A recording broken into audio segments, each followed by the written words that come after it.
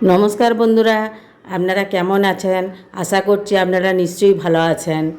আজকে আমি আবার একটি রেসিপির ভিডিও নিয়ে চলে এসেছি। তার জন্য পুরো ভিডিওটি দেখার অনুরোধ রইল আপনাদের কাছে। কালকেই রথযাত্রার উপলক্ষে জগন্নাথ তো এই মিষ্টি খুবই পছন্দ করে, তাই ভাবলাম মিষ্টিটাও বানাই আর আপনাদের সাথেও শেয়ার করি। এখানে আমি একটি পাত্রে 2 বাটি ময়দা নিয়ে নিচ্ছি। ময়দার মধ্যে স্বাদ মতো লবণ আর ঘি দিয়ে দেব। ঘি দিয়ে ভালো করে ময়ান করে নেব। এই ঘিটিও কিন্তু আমার বাড়িতেই বানানো। দেখুন, খুব ভালো করে ময়ানটা করতে হবে। ময়ানটা ভালো হলে তবেই কিন্তু গোজাটা বেশ খাস্তা হবে আর নরম হবে, খুবই খেতে ভালো লাগবে। আমার ময়ানটি খুব ভালো করে করা হয়ে গেছে। অল্প অল্প জল দিয়ে মেখে নেব। একবারে কিন্তু বেশি করে জল দেবেন না, অল্প অল্প করে জল দিয়েই মাখতে হবে। কেননা খুব পাতলা করাও চলবে না আর খুব একটা শক্তও হবে না, মাঝামাঝিভাবে মাখলেই হবে। এখন আমার ময়দাটা খুব ভালো করে মাখা হয়ে গেছে। এটি আমি 10 মিনিট রেস্টে রেখে দেব। চলুন, এটি এখন আমার ঢাকা দিয়া থাক। এখন আমি গ্যাস জ্বেলে নেব। আমি রস তৈরি করে নেব। রস তৈরি করতে এখানে আমি 1.5 বাটি চিনি দিচ্ছি আর 4টে এলাচ দিয়ে দেব। আর 1.5 বাটি চিনির জন্য 1 বাটি জল দিচ্ছি। রসটা একটু গাঢ় গাঢ়ই করতে হবে, তবেই কিন্তু মিষ্টিটা ভালো লাগবে। দেখুন, রসটা আমার ফুটে এসছে। রসের মধ্যে 1 চামচ ভিনিগার দিয়ে দেব। আর রসটা দেখুন হয়েছে নাকি দেখিয়ে দেব। এই যে এইভাবে টানলেই দেখবেন একটা সুতার মতো আসছে, তখনই ভাবতে হবে শিরাটা হয়ে গেছে। তারপরেই নামিয়ে দেব। এখন আমি রসটি নামিয়ে রেখে দিয়েছি আর এদিকে 10 মিনিট হয়েও গেছে। দেখুন, ময়দাটাও খুব সুন্দর সেট হয়ে গেছে। ময়দাটি এখন আমি 4 ভাগে কেটে নেব।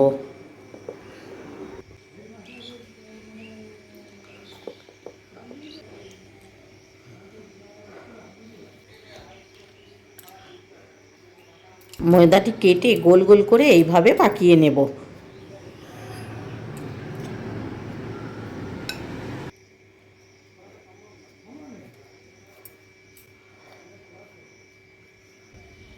এখন আমার নেচিগুলি সব পাকানো হয়ে গেছে।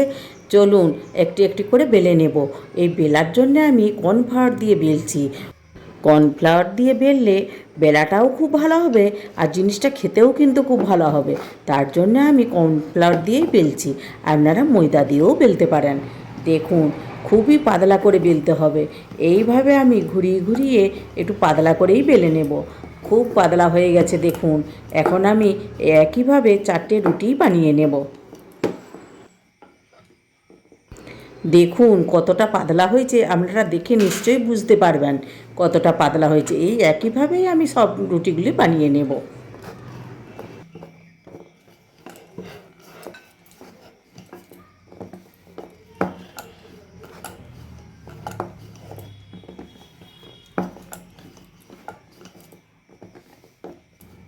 সব রুটিগুলো একইভাবেই আমি বেলে নিয়েছি।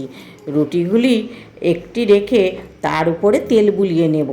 তেল দিয়ে আবার আমি কর্নফ্লাওয়ার ছড়িয়ে দেব। আমি যেইভাবে বানাচ্ছি আপনারা দেখে নিশ্চয়ই বুঝতে পারছেন কিভাবে বানাচ্ছি। আর খুবই সহজভাবেই বানানো যায়, মানে এটা যে কেউ বানাতে পারবে।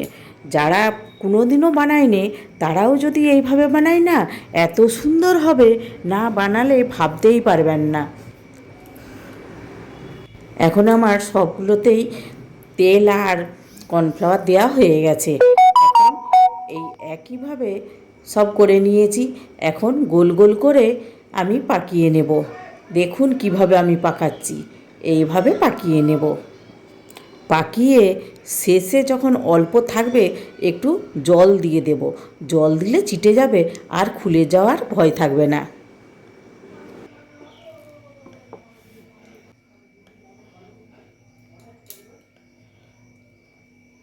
এইভাবে পাকিয়ে হাত দিয়ে আমি একটু বড় করে নেব। বড় না করলে কী বলুন তো, মোটা থাকলে খুব একটা অতটা ভালো লাগবে না। মোটা করলে কি বলুন তো, ভিতরটা কাঁচাও রয়ে যেতে পারে, খুব একটা ভালো ভাজাও নাও হতে পারে। তাই আমি একটু লম্বা করছি। করে এইভাবে পিস পিস করে কেটে নেব। পিস পিস করে কেটে আমি হাত দিয়েই বানিয়ে নেব। আমি কিভাবে করছি দেখুন, দেখলেই আপনারা বুঝতে পারবেন। হাত দিয়ে চাপ দিলেই কিন্তু একটা গোজার আকার চলে আসছে। দেখুন কত সুন্দর হয়েছে না? এইভাবেই সব গোজাগুলি আমি তৈরি করে নেব। আপনারা বেলেও করতে পারেন, বেলে করলেও খুব ভালো হয়, কিন্তু আজকে আমি হাত দিয়েই বানাচ্ছি। আমি আর একবারও আমি গোজা বানিয়েছিলাম, সেইটিও আমার চ্যানেলে দেওয়া আছে, আপনাদের ইচ্ছা হলে দেখে নিতে পারেন।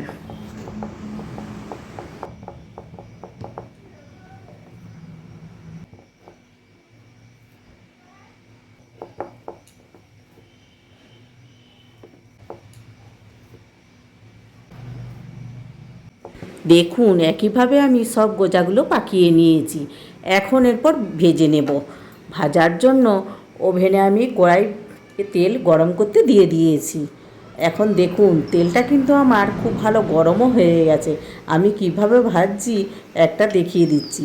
একটা দিয়ে এইভাবে চামচ নিয়ে ধরে এইভাবে তেল ঢেলে দিতে হবে, তবেই এই খাঁজগুলো খুলে যাবে, আর দেখতেও কিন্তু খুব সুন্দর হবে। দেখুন কত সুন্দর হয়েছে না? প্রত্যেকটাই কিন্তু আমি এইভাবে করে নেব।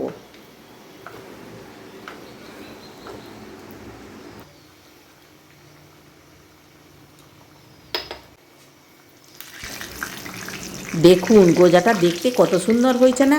একইভাবে আমি সব গোজাগুলোই ভেজে নেব। আজকের রেসিপিটি আপনাদের যদি ভালো লাগে একটা লাইক করার অনুরোধ রইল, আর প্লিজ সাবস্ক্রাইব করবেন, আর বন্ধুবান্ধবদের সাথে শেয়ারও করবেন।